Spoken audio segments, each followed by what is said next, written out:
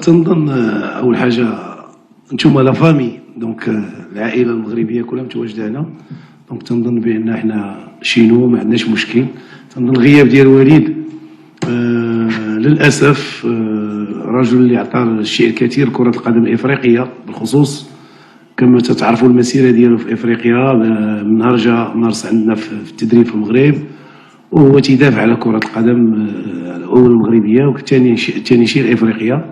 وبالنسبه لي هو عمل تكاملي كان وليد متواجد اليوم في البوتوش، لانه فعلا هو التعليمات جايه من الفوق من عنده.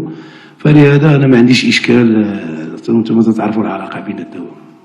وتنظن بانه الخبر تلقيناه يعني في توقيت يعني في اليوم، يعني يمكن على الساعه 3 ولا 4. بالنسبه لنا العمل اللي تيدار في كره القدم تنظن انه تيدار مده طويله، ليس في الاسبوع هذا اللي حنا في كاس افريقيا ولا فقبل. حنا مستعدين، اللاعبين ديالنا جاهزين موجدينهم على كل شيء. سنعتقد بانه بالنسبه لنا انه وليد من الصعب انه يخرج بشي كلمه خارجه على النص. فتتبقى هذه القرارات حنا عارفين. نتوما ما يمكنلناش نتكلموا اكثر من اننا نقولوا.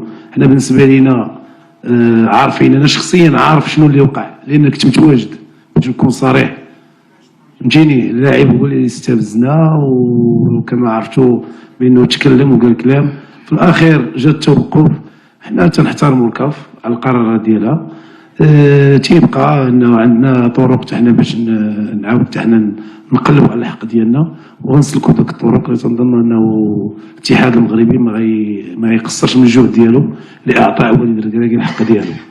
وتعتقد بان مباراه بحال هذه اليوم خاصه تنظن بان لا جيستيون ديالها خاصها تكون طريقه ذكيه، لانه تتعرف بانه ما تنساش بانه في المباراه جياش راه خرج. دونك سكيفي خاصنا الايقاع ديال المباراه نتحكموا فيه. وهذا الشيء اللي ما كانش عندنا قبل في المنتخب. حنا اللي دوزنا المنتخب كان عندنا اشكال في هذا الكوتي هذا.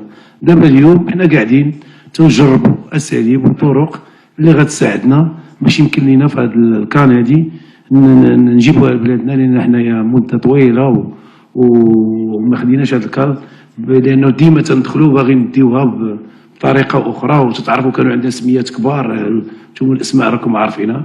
هذا الجيل هذا اللي دار كاس العالم فهو عارف المسؤوليه اللي عليه، وكذلك عارف الطريقه اللي اختار السي وليد الركراكي باش يمكن لنا